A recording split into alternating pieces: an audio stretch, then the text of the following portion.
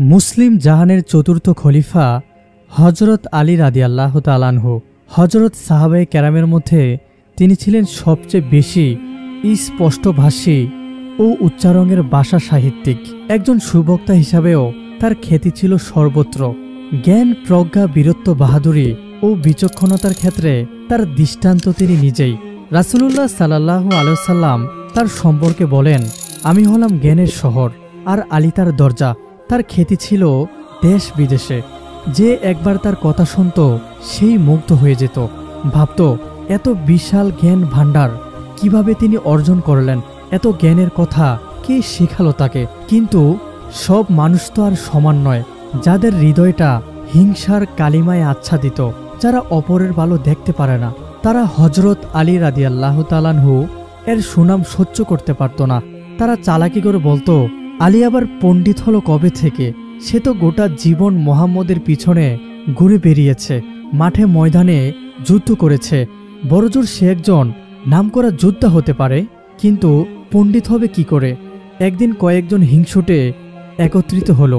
পরামর্শ করে তারা সিদ্ধান্ত নিল, আলীর পণ্ডিতের পরীক্ষা আজই নিতে হবে। কিন্তু কিভাবে?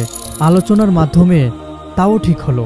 তারা সবাই একত্রে হজরত আলী রাদিয়াল্লাহু তাআলা আনহু এর দরবারে উপস্থিত হবে। নিজেদের ইচ্ছা অনুযায়ী তাকে প্রশ্ন করবে। যদি প্রতিটি প্রশ্নের সঠিক জবাব দিতে পারেন তবে তো ভালোই, আর যদি না পারেন তাহলে বোঝা যাবে তার জ্ঞানী হবার কথা সঠিক নয়, মিথ্যা প্রগান্ডা ও গুজব মাত্র। যেই সিদ্ধান্ত সেই কাজ। শীর্ষস্থানীয় 10 পণ্ডিত হজরত আলী রাদিয়াল্লাহু তাআলা আনহু এর দরবারে উপস্থিত। দলনেতা সকলের সামনে, বাকিরা পিছনে নিশ্চুপ হয়ে দাঁড়িয়ে। কক্ষে বিরাজ করছে এক অসীম নীরবতা। এক সময় দলনেতাই নীরবতা ভাঙল, বলল, আমিরুল মুমিনিন, শুনেছি আপনি একজন মহাপণ্ডিত, অনেক জ্ঞান ও প্রজ্ঞার অধিকারী। তাই বহুপদ অতিক্রম করে, অনেক কষ্ট স্বীকার করে আমরা আপনার দরবারে উপস্থিত হয়েছি। আশা করি আপনার প্রজ্ঞাপূর্ণ বক্তব্যে আমাদের জ্ঞান তৃষ্ণা নিরস্ত হবে। হজরত আলী রাদিয়াল্লাহু তাআলা আনহু বললেন, আমি মহাপণ্ডিত নই, তবে আপনাদের বক্তব্য খুলে বলুন। অনুমতি পেলে আপনাকে একটি প্রশ্ন করতে চাই। এই সামান্য ব্যাপারে অনুমতি কি প্রয়োজন? বলুন, কি প্রশ্ন আপনাদের? আমাদের প্রশ্ন হলো, সম্পদ এবং জ্ঞান দুটির মধ্যে কোনটি উত্তম এবং কেন? হজরত আলী রাদিয়াল্লাহু তাআলা আনহু বললেন, ও সে কথা, শুনুন তাহলে। হজরত আলী রাদিয়াল্লাহু তাআলা আনহু কথা শেষ করতে পারল না। দলনেতা বাধা দিয়ে বলল, জনাব, এই প্রশ্নের কেবল একটি জবাব দিলে চলবে না।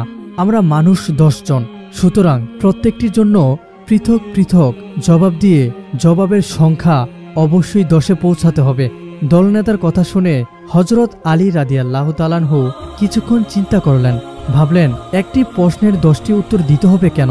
তবে কি তারা বিশেষ কোনো উদ্দেশ্যে বা দূর বিসন্ধি নিয়ে এখানে এসেছে, নাকি আমাকে পরীক্ষা করতে এসেছে? সে যাই হোক, প্রশ্ন যেহেতু করেছে সেহেতু তার জবাব দেওয়াটাই উত্তম হবে। তিনি বললেন, আমি 10 জনের জন্য 10টি জবাবই দিচ্ছি, আপনারা মনোযোগের সাথে শুনুন। উপস্থিত সকলেই এক দৃষ্টিতে হা করে তাকিয়ে আছে হজরত আলী রাদিয়াল্লাহু তাআলা আনহু এর মুখপানে। জবাব শোনার জন্য সকলেই চিন্তিত। কারো মুখে কোনো কথা নেই। গোটা কক্ষ তখন নীরব। কিছুক্ষণ পর হজরত আলী রাদিয়াল্লাহু তাআলা আনহু একটু নড়েচড়ে বসলেন। শুরু হলো তার জবাবের পালা। সকলের বিস্ময় বিমুগ্ধ দৃষ্টি তারই প্রতি। অনেক কারণেই জ্ঞান সম্পদের চেয়ে শ্রেষ্ঠ, তবে আপনাদের 10 জনের জন্য 10টি কারণই বলছি। এক, জগতের শ্রেষ্ঠ মহাপুরুষ হল নবী রাসূলগণ, আর শ্রেষ্ঠ মহাপুরুষ ও মহামনুষ্যদের বিবেচনায় যা শ্রেষ্ঠ তা বাস্তবিকই শ্রেষ্ঠ হতে বাধ্য। নবী রাসূলগণ জ্ঞান অর্জনের ওপর জোর দিয়েছেন, সম্পদ অর্জনের ওপরে নয়। প্রক্ষান্তরে সম্পদ উপার্জনের ব্যাপারে সর্বাধিক উৎসাহিত করেছে ফেরাউন ও নমরুদের ন্যায় অভিশপ্ত লোকেরা। তারাই সম্পদের জয়গান গিয়েছে মৃত্যু পর্যন্ত। সে কারণেই সম্পদ অপেক্ষা বিদ্যা শ্রেষ্ঠ। 2, সম্পদ পাহারা দিয়ে রাখতে হয়, কিন্তু জ্ঞান পাহারা দিয়ে রাখতে হয় না। এমনকি আল্লাহ চাহে তো উহা মানুষকে নানাবিধ বিপদ আপদ থেকে রক্ষা করতে পারে, তাই জ্ঞানই শ্রেষ্ঠ। 3, সম্পদ মানুষের মাঝে হিংসা জন্ম দেয়, শত্রুতা সৃষ্টি করে। প্রক্ষান্তরে জ্ঞান মানুষের মাঝে তৈরি করে ভ্রাতৃত্বের বন্ধন, পরিণত করে পরস্পরকে অকৃত্রিম বন্ধুত্বে। সুতরাং সম্পদ নয়, জ্ঞানই উত্তম। যার জ্ঞান বিতরণে কখনোই তা অপচয় হয় না, বরং যতই বন্টন করা হয় ততই বৃদ্ধি পায়, প্রসারিত হয়। কিন্তু সম্পদের ঠিক উল্টো। অতএব সম্পদের চেয়ে জ্ঞানই শ্রেষ্ঠ। 5 জ্ঞানের ব্যাপারে মানুষের মাঝে কোনো কৃপণতা থাকে না। জ্ঞানী ব্যক্তিদের মন থাকে আকাশের মতো উদার, কিন্তু সম্পদ মানুষকে কৃপণ হিসাবে গড়ে তোলে। সম্পদের প্রতি এক দুর্বল মোহ সর্বদাই তাদের অন্তরে বিরাজ করে। সুতরাং সম্পদ অপেক্ষা জ্ঞানই উত্তম। 6 সম্পদ চুরি হয়, ডাকাতি হয়, কিন্তু জ্ঞান চুরি করা অসম্ভব। জোর করে কেউ তা কেড়েও নিতে পারে না। উহা লুণ্ঠিত হওয়ার কোনো ভয় নেই। সকলের জন্যই উহা নিরাপদ সম্পদ। তাই ধন সম্পদের তুলনায় জ্ঞান উত্তম। 7 জ্ঞানের ক্ষয় নেই, লয় নেই, কোনো দিন ধ্বংস হওয়ার ভয় নেই। একবার অর্জন করলে কোনোদিন তা আর নষ্ট হয় না। কিন্তু সম্পদ ক্ষণস্থায়ী, আজ আছে কাল নেই। তাই সম্পদের তুলনায় জ্ঞান শ্রেষ্ঠ। 8 জ্ঞান অসীম, অনন্ত, এর কোনো সীমা পরিসীমা নেই। কোনো কিছু দিয়ে একে পরিমাণ করা যায় না। কিন্তু সম্পদ এর সম্পূর্ণ বিপরীত। সহজেই এর আকার আয়তন ঠিক করা যায়, সম্পদ নির্ধারণ করা যায়। তাই সম্পদ অপেক্ষা জ্ঞানই উত্তম।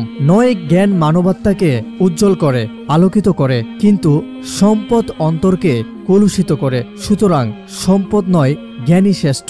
10 জ্ঞানের তুলনায় সম্পদ কোনো মূল্যই রাখে না। কারণ জ্ঞানী রাসূলুল্লাহ সাল্লাল্লাহু আলাইহি সাল্লামের মধ্যে জন্ম দিয়েছিল সততা, সত্যবাদিতা, খোদা ভীরুতা ও মানবতার ন্যায় মহৎ গুণগুলো। তিনি গড়ে উঠেছিলেন মানব দরদী হিসাবে। প্রক্ষান্তরে বিপুল সম্পদ আর সীমাহীন প্রাচুর্যের অধিকারী হয়েও ফেরাউন, নমরুদ ও কারুন মানব দরদী হতে পারেনি সবর, শুকর, দয়া, পরোপকার ও বিশ্বস্ততার ন্যায় মানবীয় গুণগুলো অর্জন করতে। বরং তারা হয়েছে কৃপণ, অহংকারী এবং ধনলিপ্প। এতক্ষণে সকলই হযরত আলী রাদিয়াল্লাহু তাআলা আনহু এর সম্পূর্ণ জবাব রোগ গ্রাসে গিয়েছিল। তন্ময় হয়ে শুনেছে তার কথা। এক প্রশ্নের 10 জবাব শুনে সবাই বিস্ময়ে অভিভূত হলো। বুঝলো হযরত আলী রাদিয়াল্লাহু তাআলা আনহু সত্যিকার অর্থেই একজন পণ্ডিত, জ্ঞানের সাধক। তার জ্ঞানের কোনো তুলনা নেই। আল্লাহ পাক আমাদের সকলকে সম্পদের উপর জ্ঞানকে প্রাধান্য দেওয়ার তৌফিক দান করুক, আমিন।